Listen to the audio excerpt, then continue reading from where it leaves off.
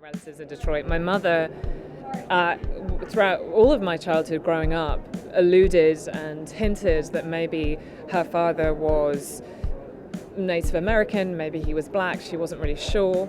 I have since found out during the process of making this film, and really when I read the book, it gave me context and understanding that what he must have been doing was passing, because when a family holds this much mystery around the racial identity of one of its members, it's generally because of passing. But before reading this book, I didn't really know that.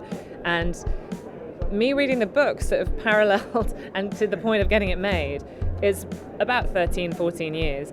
And parallels really me discovering and uncovering, rather, the mystery in my own family, which boils down to he was black and he was white passing for his whole life.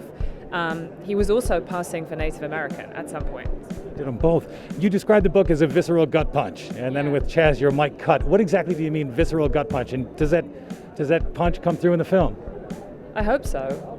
I think it's a very atmospheric book. I think it's sort of dealing, like, not very much happens, but it's dealing with mood and tone, and I think it's trying to make you feel a sort of cloying claustrophobia and boundness. You know, there's a James Baldwin quote, I think, that's about the sort of state of America being free and yet so bound.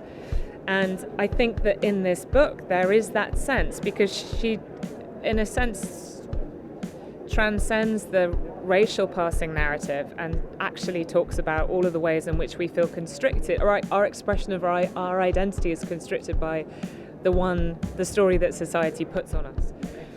How will the film speak to people who may not be directly dealing with this sort of a ethnic racial situation? Anyone that feels any sort of pressure of social performance, anyone who is concerned with, this is the sort of person that I ought to be, or that I think that I should be, versus the person that I want to be, and that's everybody.